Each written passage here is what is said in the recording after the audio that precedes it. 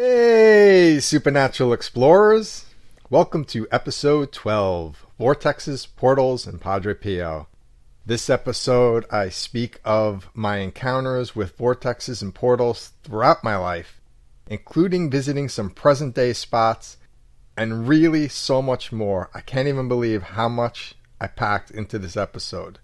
This journey all starts with the late, great Saint Padre Pio, one of my absolute faves. Let's go in.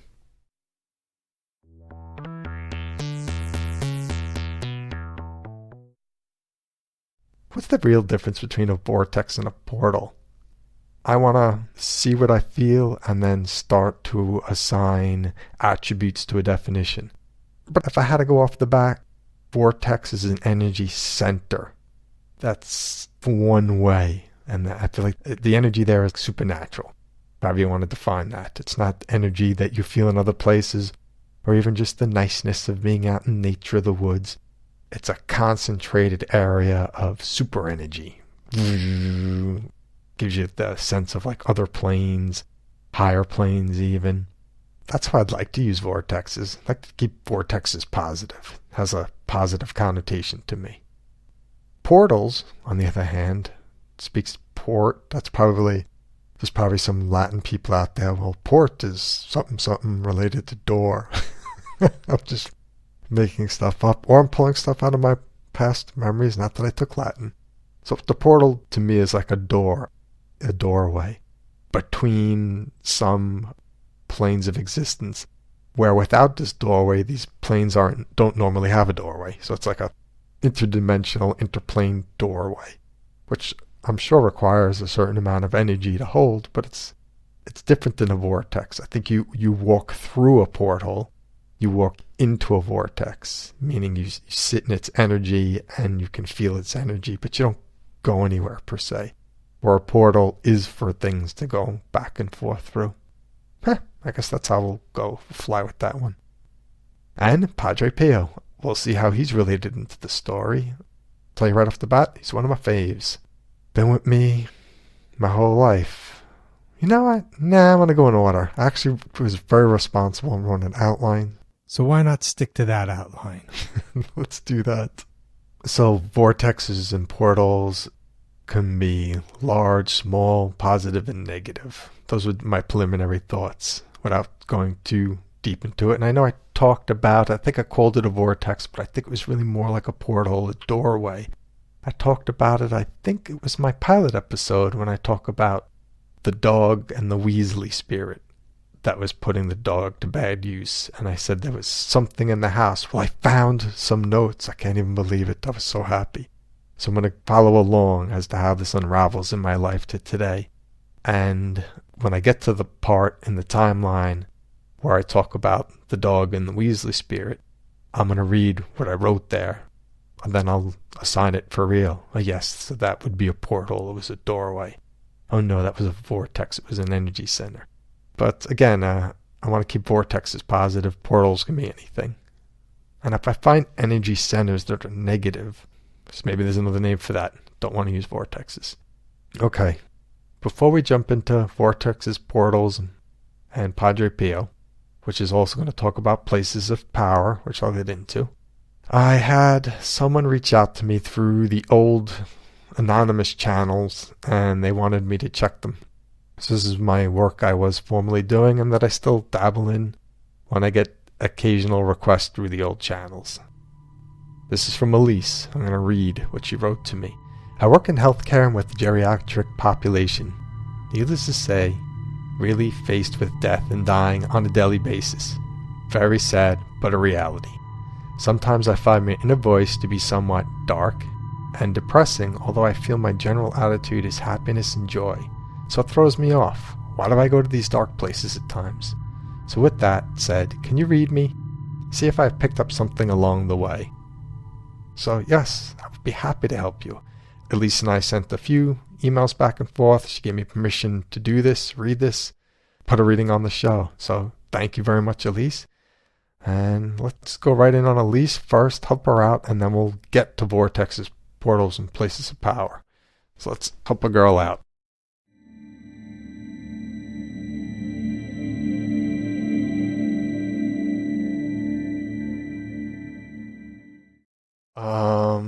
This was fascinating.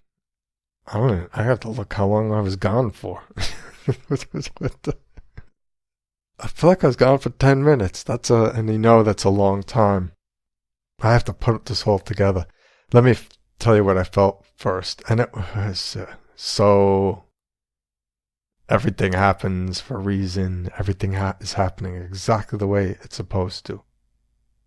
Elise, when she wrote me, and then I wrote her back and she got back to me, took a little while, let's say a week or two. And there's no, people get back to me when they get back to me. It doesn't matter. But she had mentioned something about, oh, my email causes me problems, something like that. So had she got back to me a week ago, or had she got back to me a day or two after I wrote her, then she would have been included in a earlier show, because I don't want to leave anybody hanging. So now I'm doing the show on vortexes, portals, Padre Pio, places of power, and her energy felt very vortexy. So again, let me describe what I felt and then why I say that. Most people, how do I feel them? About the size of me. Bigger or smaller to a greater or lesser degree, but not by a lot. It's most everyone. Elise's energy, her spirit, is where I think I was connected to. And when I merge with people, and if people have something they need to work on, I'm not merged with all of them and then I have to figure out what's wrong. I'm usually taken to the issue, especially if somebody says, I think I have an issue. Can you help me with this issue I think I have? Can you help me with this imbalance I think I have? I'm taken to that so that the help can be done. So when I first connected with her, I felt like I was connected to the level of spirit. And I say that because emotions, mental activity, physical stuff, I'll all definitely feel within me for most people. And so if I feel something that's significantly outside of that, I know I'm dealing with spirit, because spirit has no bounds. Spirit has no limitations. Spirit has no plane of existence or anything that can hold it. Spirit can move and go anywhere and be anything. It's the true definition of free will. So when I feel something that feels like it's like shooting up into the sky, like a column, and I didn't see light, but like a column of light, I know I'm not dealing with some physical person who's 100 feet tall or something like that. I know I'm being connected with somebody's spirit. So to me, that felt vortexy, a thin column of energy coming down, like zzz. But it didn't feel right. It felt, at first I was thinking, what am I dealing with here? And I was leaning towards dark spirit attachment. But it didn't have intelligence or consciousness to it. And next time, when I come across something that does have intelligence, well, people have intelligence. That's interesting. How do I know the difference between intelligence and non-intelligence? Like, wow, there's so much information. I can read it, but I'll try and describe how I know the difference between intelligence and non-intelligence. This energy I felt, I was thinking, wow, this is some kind of dark entity. It feels so large. Like, this does not feel like a person. But I didn't feel intelligence to it. And so why would someone have a huge column of spiritual energy that's on the slightly darker, slightly imbalanced side of things? Well, from what I understand from Elise, joyful, happy. Hey, if you work in healthcare with the elderly, you're angel on earth as far as I'm concerned, loving soul. So if someone is in that field and they're caring and wanting to help and to heal as much as possible, then that becomes your will. That becomes your wish, so to speak. And the part of us most of us know least about is our spirits. And so physically, if you're tired, you'll feel that in your body. Mentally, if you're tired, maybe your thoughts will become sluggish, you can't think straight, you'll know. Emotionally tired, I imagine that's a combination of mental and physical exhaustion. Heavy-hearted, maybe. What does spiritually tired look like? What if you're caring for people and you desire to help, in your will and setting your intention to help, you're pulling small amounts of kind of spiritual residue off of them. And through time, over time, you're kind of collecting that. And then it's building up in a part of you that you have least knowing about. Like, physically you can feel, emotions you can feel, mentally you can think and feel. How do you feel your spirit?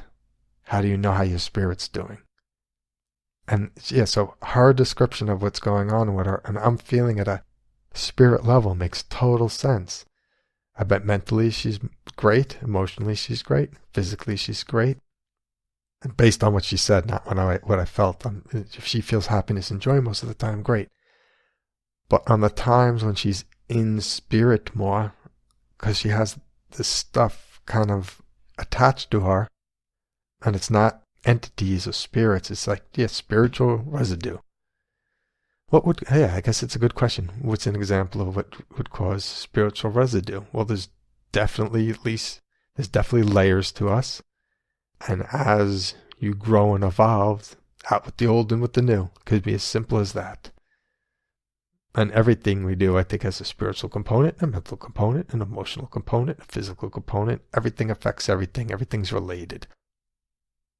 So it took 10 minutes to clear that out.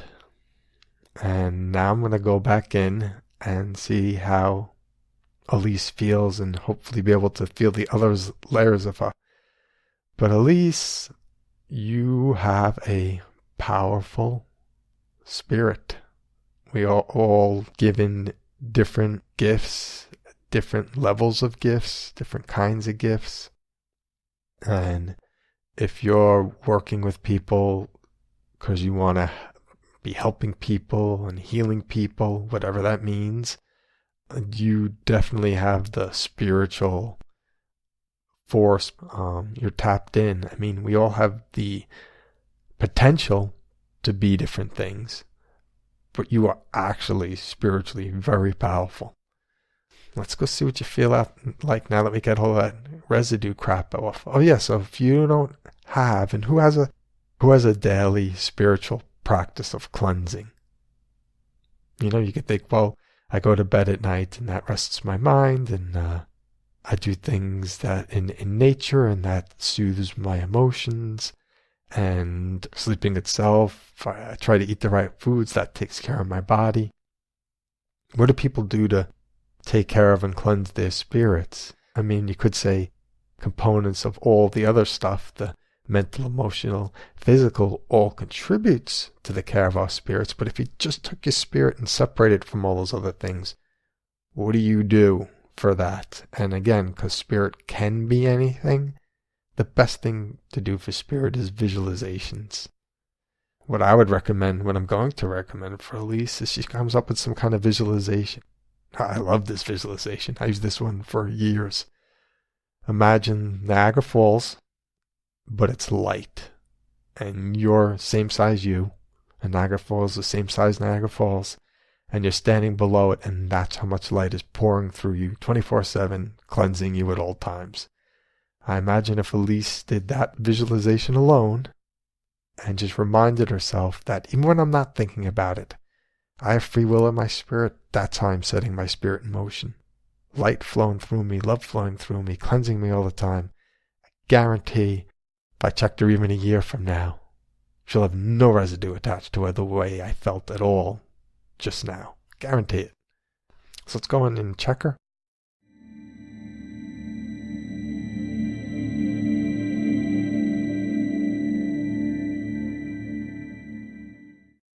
Oh, she feels great.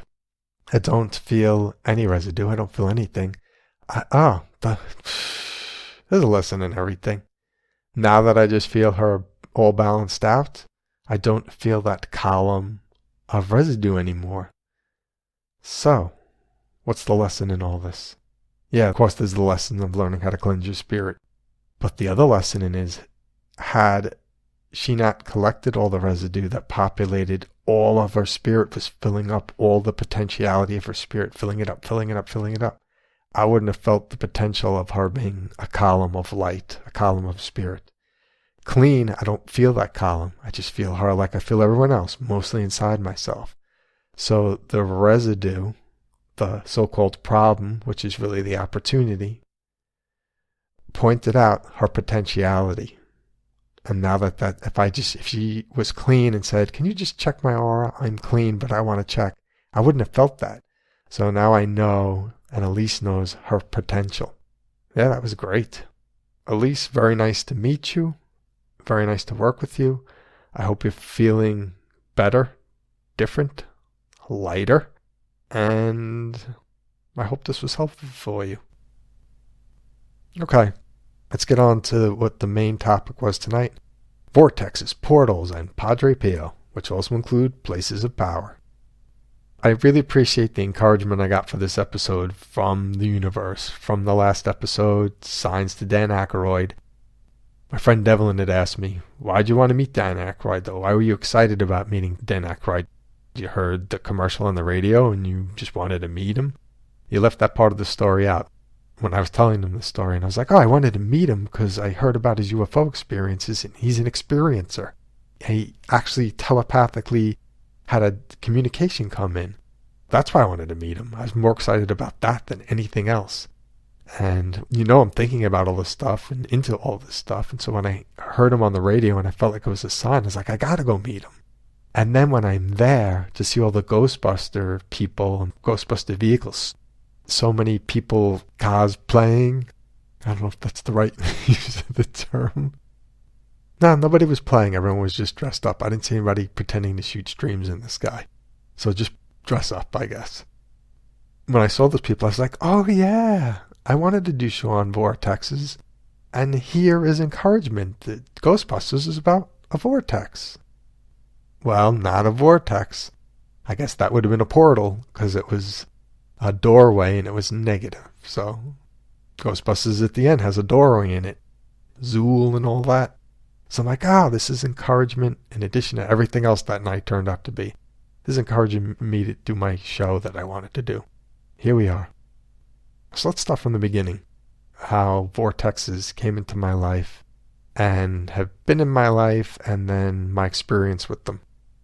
When I learned Reiki 1, like 19 years ago, maybe I learned Reiki level 1. Reiki level 1 is you learn this symbol. It's a spiral. It's a spiral symbol, and if you made it 3D, that's what a vortex would look like. But 2D on a piece of paper, it's just a spiral. And when I finished Reiki 1, and I couldn't feel the energy for 30 days, I just learned the information and was practicing, but couldn't feel anything. I can't remember, and I didn't keep any kind of notes back then, but it doesn't matter because the magic is ridiculous. Sometimes very soon after I learned Reiki 1, and it may have been right after I learned it, or it may have been right when I started feeling the energy. It was only 30 days after. We were living in Connecticut at the time, in Branford, Connecticut. Lived by the woods, spent a lot of time in the woods, and I would build a fire every night. Built a fire one night soon after learning Reiki 1. And as soon as the fire lit, on the back wall of the fireplace, a spiral appeared. Probably about 8-inch in diameter spiral. And Jen was in the room. And I was like, oh my God, Jen, look. And she saw it too as it was starting to phase out, as it was starting to disappear. And that was supernatural. And to me, I took it as a sign of greater things to come with Reiki, whatever that meant. Unless that appears for everyone who takes Reiki level 1. I don't know. Or some cool thing happens for everyone who takes Reiki level 1. That blew me away. I was like, whoa, that's crazy. And looking back on it, I see, oh, the spiral's like the vortex. It's a sign for the vortex. Then my first experience with the vortex was probably like 2 years after that. So I'm definitely a Reiki master at this point. And when I learned Reiki, when you learn something new that's a healing modality, I imagine most people probably, maybe like Elise, like, I want to heal, I want to help, I want to do more, I want to do more. I remember going to a movie one night. It was on Long Island, Farmingdale, me, Jen, the in-laws. And I don't know if I cared about the movie, if I was more, I don't think Twilight was out then. It was probably some movie I didn't really care about and I was going to be a good sport. So my mind was probably half somewhere else. So I was sitting down to watch the movie. And I have my hands palms up because I know that hands palms up is open. Opens me up to the energy. Energy can come out, energy can come in. I'm just thinking, I want to connect with the energy of the movie theater. And when the lights got dark and the movie started, I felt a vortex of energy coming into my left hand. I could feel the energy of it as physical as anything. Just energy coming into my hand in a very concentrated fashion. And it felt like as it went up, the cone just got wider up to like the ceiling in the movie theater. I couldn't see it, but that's what it felt like. Exactly what it felt like, no less than that. And I just probably closed my eyes, or maybe I left my eyes open if anyone was looking. Whatever was normal but comfortable enough. And I just imagined, I'm vortexing the energy. Well, left is receiving. To me, left's receiving, right is giving. I'm sucking in any of the bad energy from anybody in here and helping to release it and heal it. And that felt like that went on for 25 minutes, half hour. Ask me to remember what movie we saw.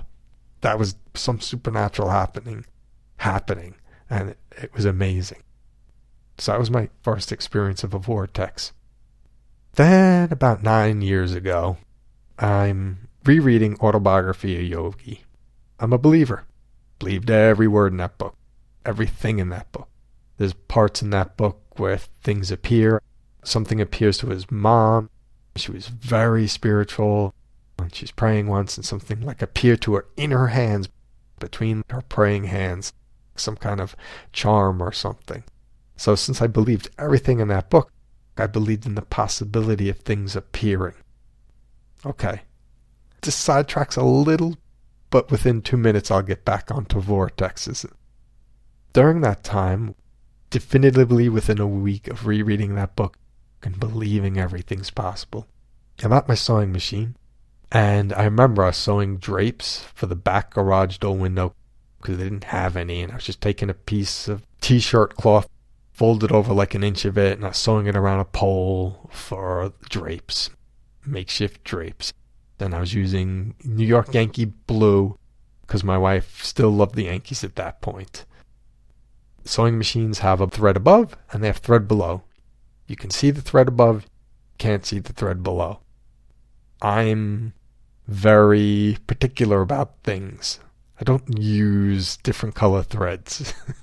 If I'm doing a Yankee blue thing, hey, maybe it would have been cool to do white pinstripes. But I wasn't thinking that. I'm like, blue gets blue and blue.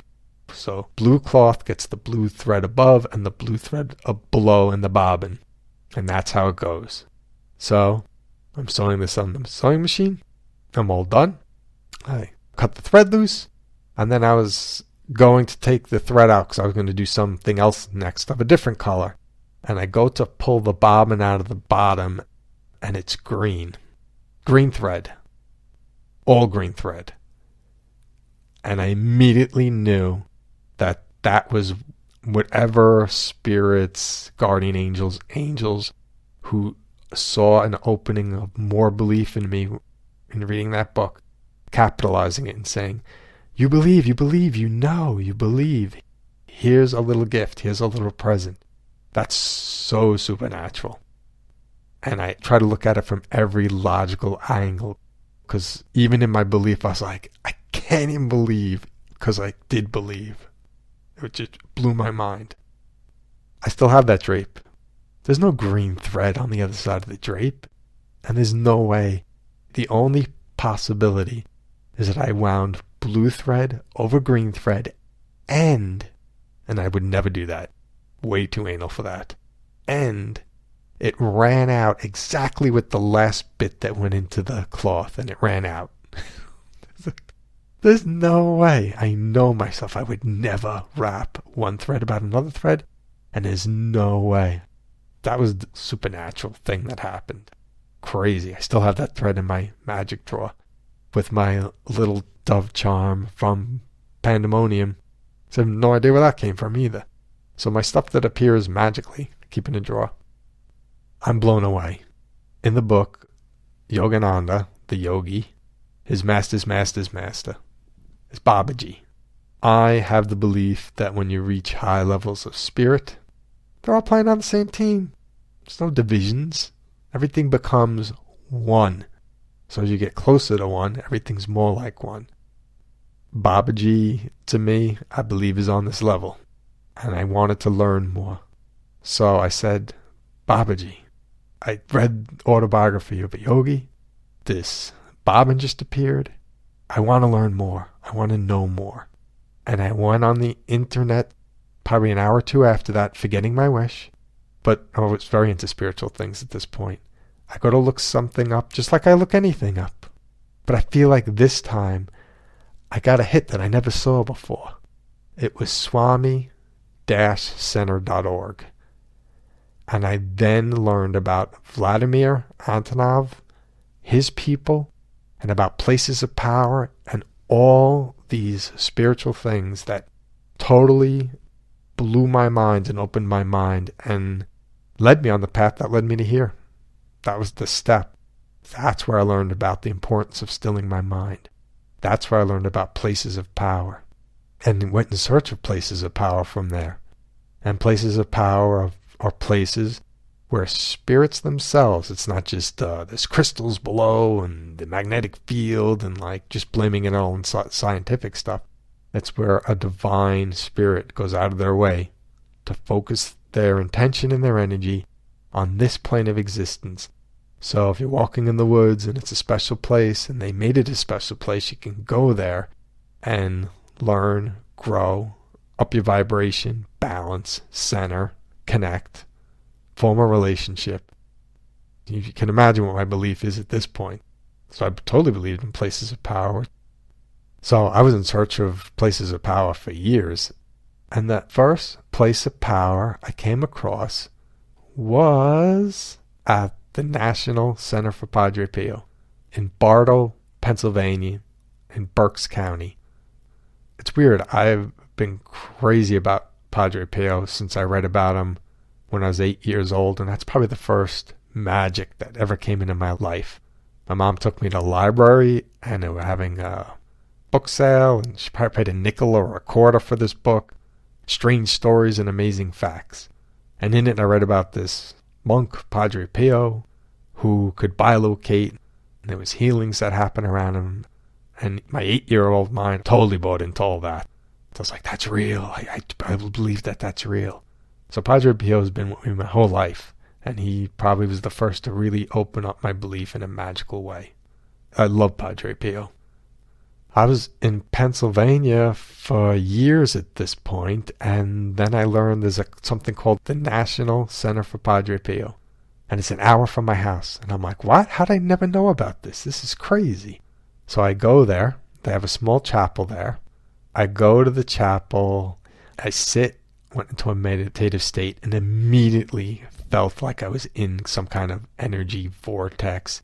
It was so balancing, enlightening, uplifting.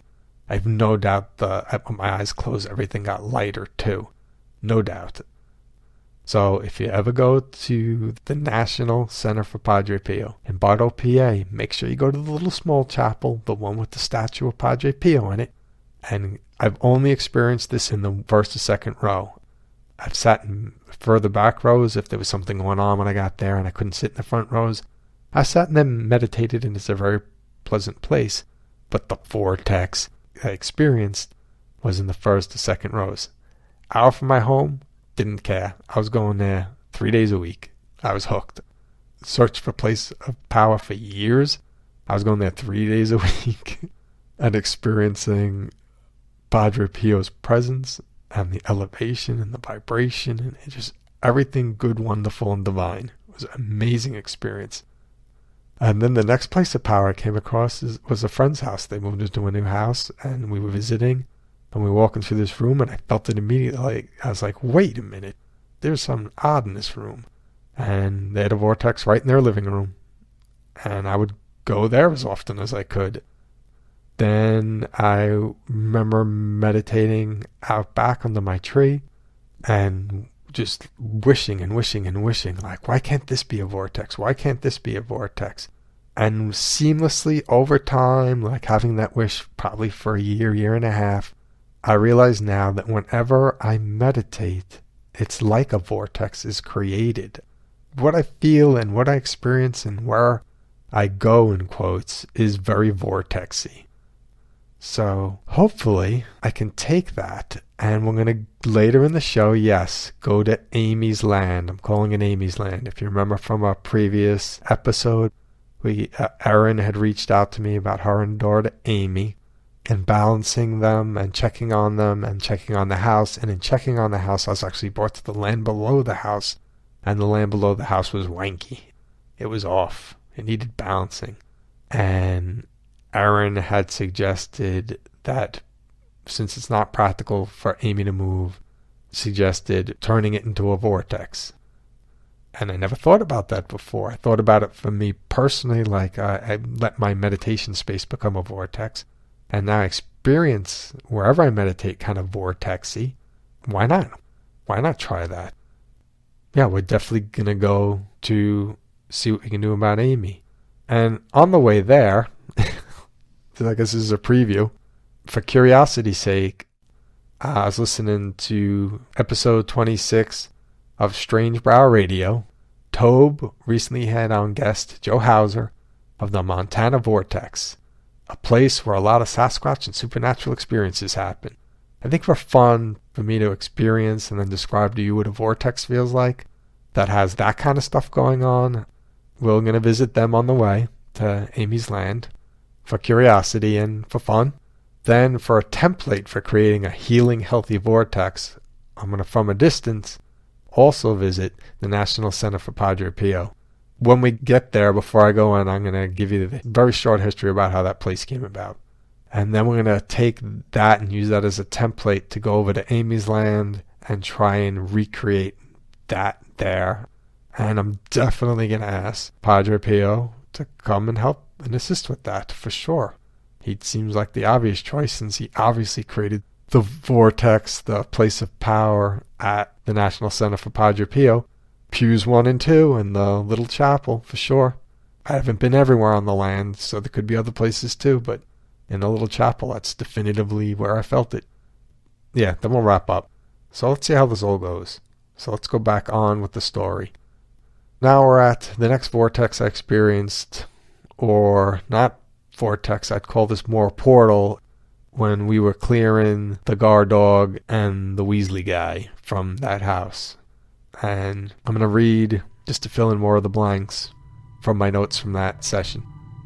After the dog and the Weasley spirit felt like they moved on, something tried entering my room. Oh yeah, I forgot about this part. Nice. Something tried entering my room, like literally. Again, connecting things from a distance, most things stay out. I usually remember to throw up some kind of force field or some kind of light field or some kind of... But I'm sure this happened during a time when I was doing this overtime, doing this 24/7, not caring for myself, not sleeping right, not eating right, and just burning the candle at both ends. I'm no doubt I forgot to throw up a little like, hey, nothing can come near me. So after the dog and the Weasley spirit moved on, something tried entering my room, and I heard 2 loud rapping noises about 3 feet to the left of me. I remember that. That caught my attention. like somebody was rapping on my house, like banging on my house, loud, 3 feet from me. It wasn't in my room, but it was pretty close to my room, and it's my sacred space, so back off. Chills ran up and down my spine, and my spirit team immediately removed the disturbance. Oh yeah. They caught me with my guard down a little, but I'm connected with my team, so all I have to do is think, hey peeps. Immediately that was gone. But yeah, it snuck in. And then I go on to say, the energy field of the house had what felt like a giant tear or rip in it, which is the first time I've ever felt a tear in any energy field in 15 plus years I've been doing energy work. A tear is unnatural and as such has to be maintained to remain. Otherwise it will return to a more natural state of flowing. Over 5 minutes the tear was repaired, which then left what just felt like a wanky, imbalanced energy. Another 7-8 minutes later the energy was balanced but not necessarily flowing or healthy feeling. But not unhealthy either, just neutral, which is way better than how it started. I'm curious if and how long it takes for the tear to reopen. Would like to prevent that. I remember going back a few times checking on that place. The tear didn't reopen. And then I believe, and we'll go with this, when I encounter vortexes, because I'm defining that as positive places of power that are most likely, in my opinion, held by divine spirits, open, that they stay open. They're in tune with the truth. They're in tune with divine, good, loving things. They're in tune with nature. However, a tear, as I describe it, which to me is like a portal, a doorway, those are unnatural. Those need a certain something to keep them open, in my opinion. That's what the theory I'm going to go with. We'll see how that plays out over time. Next tear, rip, portal I came across was when I was anonymous. I'd go on Reddit a lot. People were reaching out for help. I'd reach out back. And sometimes I'd read people's stuff and just kind of do stuff anonymously, not say anything. Somebody was talking about, I used to live somewhere, and a lot of hauntings, weird stuff, and a lot of bad vibes about this place they used to live at. I think it was in a country in the Middle East somewhere, or something like that. And I was thinking to myself, that sounds like a bad place, and maybe I had nobody reaching out personally at the time. And I loved doing the work, so I was like, hey team, could we go check out there, please? I want to see what's going on there. They took me there, and I can't find my note, and I apologize for that. And I may have not have written a note because it was anonymous and I wasn't even in communication with anyone. Definitely felt a lot of negative energy that felt like a doorway coming in and out, like a doorway was opening, and negative, dark energies, low energies, just in and out, flying in and out. And I was like, what the? Yeah, we shut that place down. You know what? Let's go visit it. That was years ago. Let's go see how that place is doing. If it's reopened, I know somebody's keeping it open and they're messing around. And then if that's the case, we'll go visit the person who's keeping it open too. Or the spirit that's keeping it open. Let's go check this area.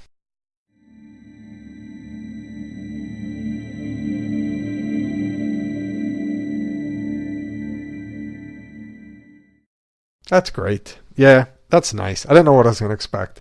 Just a neutral piece of land. And even a little bit of a nice vibe to it. A little bit of a zhuzh, a little bit of a uplift to it. Slight, subtle, but mostly balanced and nice. That's good to know. It would have been horrible if I went back and it was open. To me, that would mean somebody or something that's not so nice is keeping that open. That'd be horrible. All right. Then the next doorway I felt, the next opening I felt is I heard of someone who's known to be possessed. This was about 2 years ago. Heard of somebody who's known to be possessed. And I felt like they weren't getting help. And I know they wanted help. And they weren't talking to me. They weren't asking me. And you guys can weigh on this one. Is this unethical? If someone's asking for help from other people and they're believing divine things and connected divine things and they're looking to help divine things, is it unethical to... I had no way of communicating with this person. Is it unethical to intercede? Felt in my heart like it was okay. I had to check this person out. I wanted to know. Can we help? we're doing this work. Can we help? And when I connected with the person, I realized why the person wasn't being able to be helped with traditional means is because they weren't just possessed, had a or two spirits connected to them. They had a doorway open in them. And that was the first time I felt a doorway inside a person. And I'm like, oh, if someone's trying to perform an exorcism and just get rid of a spirit or two, that's not what's going on here. If a doorway's open and say you want to get rid of a spirit, the spirit can just go on the other side of the doorway. And then the person can think, all right, it worked. We got rid of them. But if you didn't know there was a doorway to close the doorway and you're just asking for the spirit to be taken care of, the spirit is taken care of. The spirit's taking care of itself. Oh, they're looking to get rid of us? All right, we'll just go on the other side of the door till you leave, and then we'll come back on the other side of the door again. So this person had a doorway open in them, and that was why attempts weren't working. But, I got to check this person now. I can't bring something up and then just leave it. So let's check this person. I hope there's no doorway, and I hope there's no attachments. I hope one day I can say who the person is. That'd be just nice for everyone. So then we could all know this person's okay.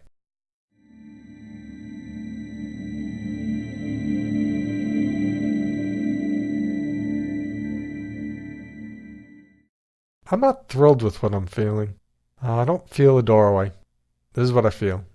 My energy feels very centered, like a column. Up and down, mostly my spine, kind of like midsection, my root to like my neck. Feels like a column of steady energy. And if I was just in a rush for whatever reason, I could think, wow, this feels good, this just feels good. But no. Now, what I do know about this person, they didn't come across to me as a person who was practiced in meditation or holding their energy this way. A lot can change in years. If this person is that, and this is them practicing holding their energy then this way, good for them. Great. But this, to me, feels just something fishy about it, something off about it. I'm going to sit with it longer.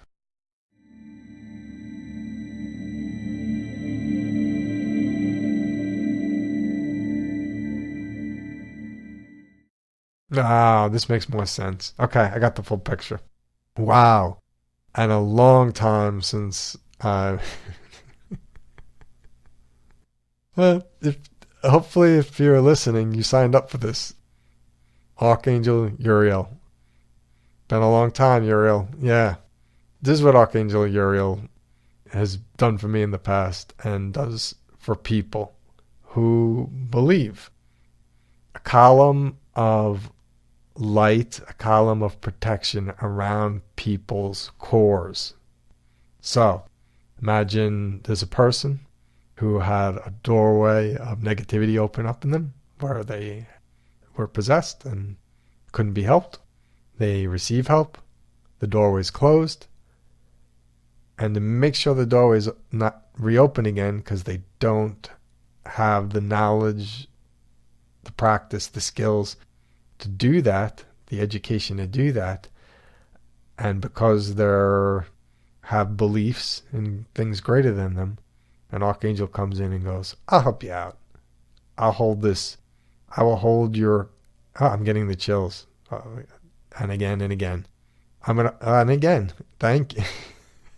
It's like it chills over and over and over again. I'm like, yes. And first chill, sometimes second chill. And I just felt something touch my finger. This is so weird. First chill, second chill, I'm still getting chills.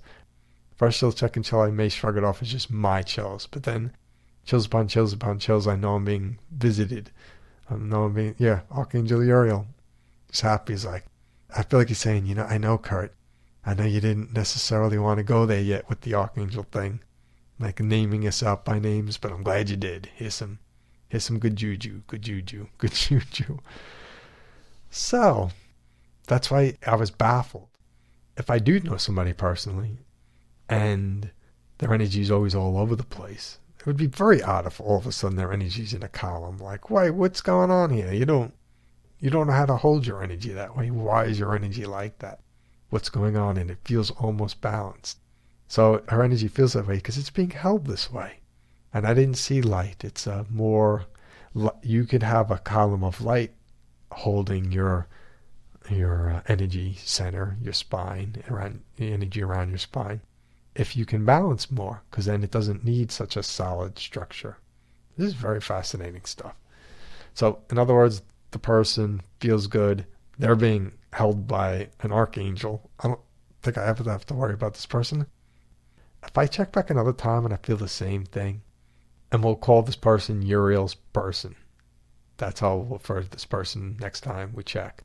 If I check Uriel's person again and I still feel Uriel with this person, holding this person, protecting this person, I hope someday to learn that, yes, this person is free and clear and good.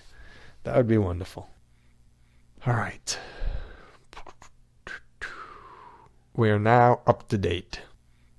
Again, episode 26 of Strange Bower Radio. This was a really good episode, interesting episode. Tobe talking with Joe Hauser of the Montana Vortex, where there's Sasquatch and supernatural experiences. Without further ado, let's go there, see what we feel. Right to the vortex.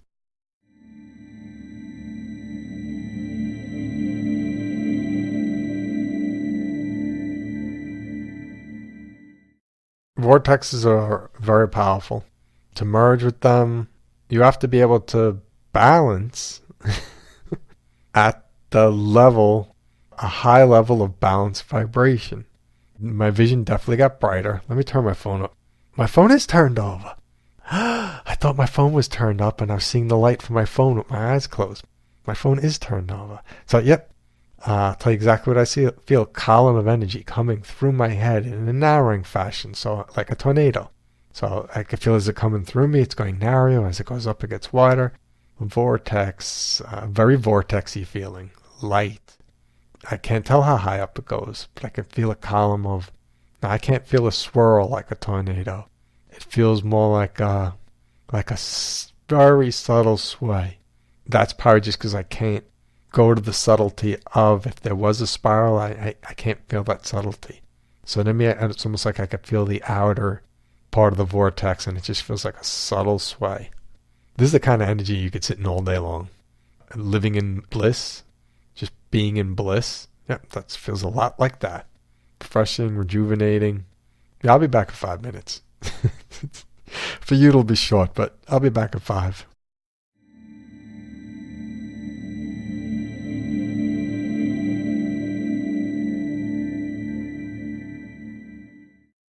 Even though I feel it coming through my crown, feel it head to toe and through me. It's like it's coming from top down right through me, like a beam of light, and just enlightening me. Everything's brighter with my eyes closed than it is when I open it in the room. That's a good way to tell when you're coming across a higher vibration of energy, a higher frequency, lighter. You come across something that's darker, you don't have to worry, but it's not the same as coming across something lighter, for sure. Both are different. Both take adjustment. But lighter is more pleasant for me. Now, if this is what this energy feels like from a distance, oh, I gotta go there someday and stand in this thing. I want to stand right in the middle of it. Alright, I'll stop hanging out here. Wow. I wonder what... I could feel the energy structure of a certain level of subtlety. I'll even say the light structure, the spiritual structure. But I wonder physically what's going on there. The crystals below the surface, like certain metals. What physically makes a vortex more likely to occur? I bet you when divine spirits are saying, where can we open up a vortex? Where can we maintain a vortex? Oh, I can't say I felt an individual spirit there, but for something to feel that divine and light and enlightening, that goes beyond just crystals, iron, rocks. Even though I think the spirit and everything, it has a very high level of intelligence and bliss to it. And objects that people would say, those are inanimate objects, to me don't elicit that level of bliss without a high degree of spirit or intelligence inside of them, in my opinion. but I feel like an informed opinion. I got to tell you, I didn't know what I was going to feel there. If I was going to feel like, yeah, a powerful vortex, but like it was going to be like silly energy or something, or playful energy. I know this is just really divine energy. I'm going to take this and the Padre Pio vortex because I think they're both wonderful templates. Why not have two templates? Why not merge with both of them and take them to Amy's Land and see if we can amp up Amy's Land and start to open up a vortex there? Now let's go to the National Center for Padre Pio, the vortex there. Now just quick background on how this center came about, because I love this story. 1966, couple, they have a daughter. Doctors say she's got congenital defects. She's probably not even going to make it to her first birthday. Very sad. But the woman knows about, and this is over in Pennsylvania, I believe, woman knows of Padre Pio over in Italy, and she's praying to him. And she starts to get scents of flowers, roses, what she thinks is signs that Padre Pio is communicating with her. And then she hears Padre Pio's voice, telling her to come without delay to see him. So they fly over to Italy, see him, prays over the girl, and in her heart the mom says, God, if you heal my daughter through Padre Pio, I'll make sure everyone knows about your greatness and about Padre Pio. Well, you know the end of the story, because now there's the National Center for Padre Pio in Bartow, PA. Go visit it.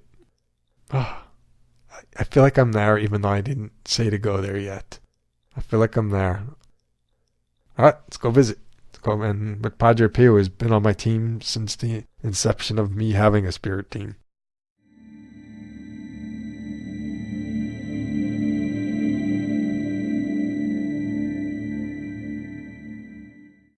Yeah, I love Padre Pio.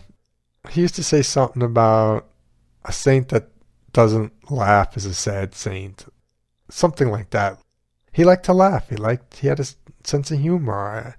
If you're connected to the divine and spirit, you should be jovial, happy, carefree. I think that's what he was saying. So I like that I'm connecting with this energy, this vortex. It's subtler than the other one, so I got to be stiller to feel it. It is stiller. And I feel like Padre Pio is kind of laughing, saying, maybe you describe the Montana vortex as divine or whatever, because, you know, supernatural things happen there and other planes of existence, but this is divine. That's strong and powerful, but this is divine. So there are definitely evolved spirits, Sasquatches in my opinion, that are keeping the Montana vortex open or maintaining it or whatever, or just it's been there and they're using it.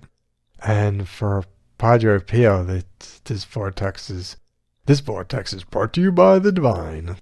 This is a really subtle light and just lovely. Yeah, the Montana one felt heavier. This one feels a lot lighter. Yeah, as much as I could have spent the whole day in the other one, I can definitely spend my whole day in this one. Alright, I'm going to take both of these and go straight away. I am now connected with Padre Pio's vortex. I'm now connected also in part with the power of the Montana vortex. I have those two templates together. I think would make a great template, because again, spiritual energy is great, but it's subtle. The Montana vortex is a lot more palatable. Most people don't meditate and keep their mind still, their energy still, and can't tap into the subtleties of stuff. So I want the vortex on Amy's Land to have a little zhuzh to it, a little power to it. So I'm going to take the two of them together. I got to hold them off to the side for a second, just so I can feel Amy's Land and see what it feels like. I don't want to walk in with the vortexes because I'm not going to be able to tell the difference. So let me put them over to the side here. Yeah. There's part of me, probably the part of me that's tired, that doesn't want to let go. It's like, no, I hear what you're saying, mouth and thoughts, but we're not letting go. I like this, but let me pry pry my hands off the parts of me that don't want to let go of that really blissful, nice, light sensation. Come on, let go. It's funny that I feel like my ankles are being the last to let go. It's like the kid part of me, like, I don't want to let go. You gotta let go. Wow, I'm pretty much right down to the toes. All right, let go. Well, let's go over to Amy's land.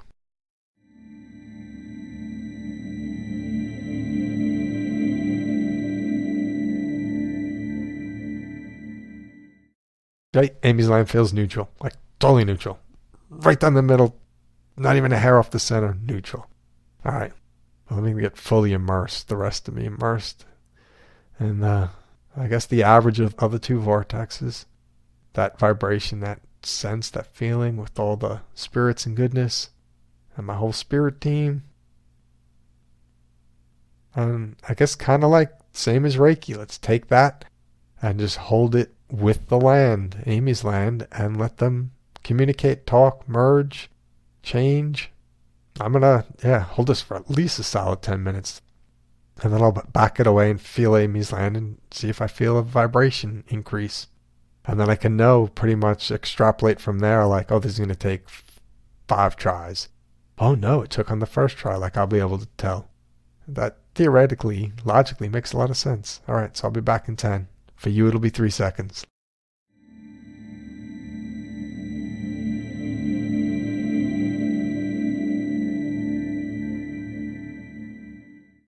You know, it's great if this becomes a place of healing. That just spreads the word more about Padre Pio and healing and goodness in general. So that'd be a lovely conclusion to this story.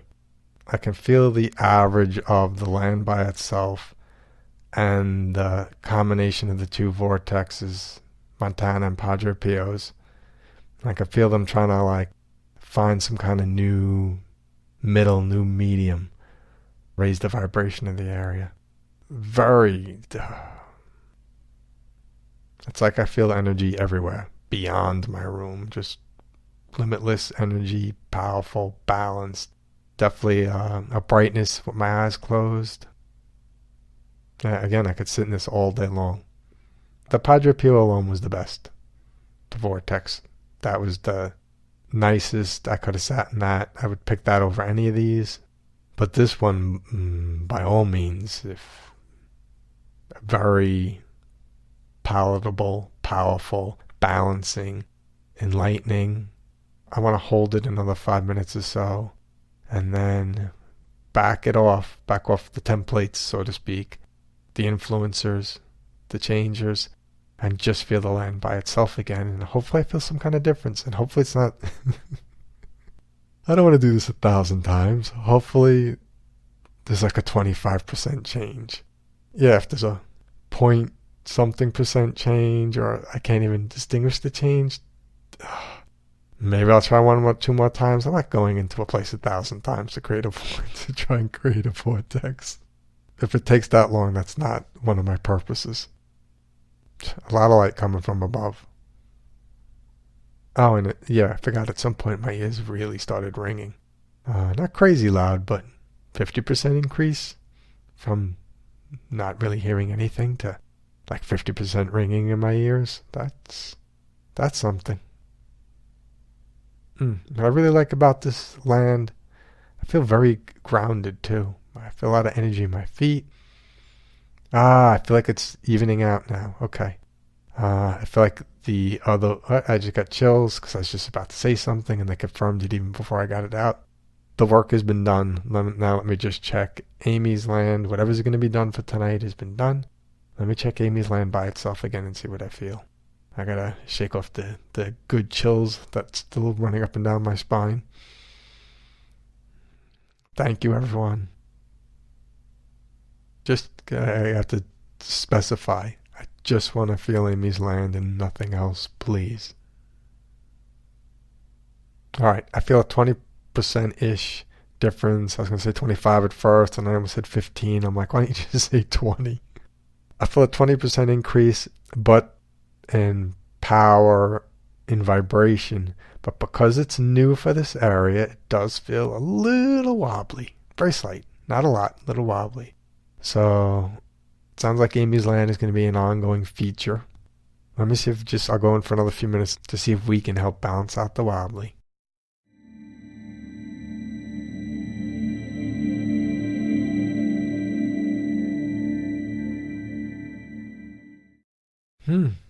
As it bounced, it feel like it even jumped up to 25%, 30%, 35%. We may only have to go back one more time. Maybe some kind of process was set in motion where it's on. And if it's a true vortex, then a spirit is overseeing it. And if a spirit's overseeing it, a divine spirit's overseeing it, I don't have to do anything. I don't really do anything anyway, if you're following along. They're doing all the work. I'm reporting. Okay. That went well. It's funny. I just looked down at my thing. It was 1:31:31 when I looked down at my recorder. It's not how the show is going to be. I'm going to cut out all the empty spaces. So I hope you enjoyed this show. I hope it was informative, entertaining. Comments, questions. You can find me on Instagram at TheSupernaturalExplorer. You can email me at TheSupernaturalExplorer@gmail.com. You can visit me at my website, TheSupernaturalExplorer.blogspot.com. And anywhere you go, you can find ways to support the show, which is always greatly appreciated. All right, take care. Be well, everyone. Remember to cleanse your spirits in the light and love of the Niagara waterfalls visual. Remember to do that. Just set that in motion for yourself and tell yourself, that's my will. That's always in motion. I'm always being cleansed. I'm always being enlightened. Set that in motion and see if it makes a difference in your life. See if it makes you feel lighter. Visualizations are very powerful when it comes to the spirit. Okay, that's it. Wrap it up. Great talking with you. Till next time, everyone. Peace.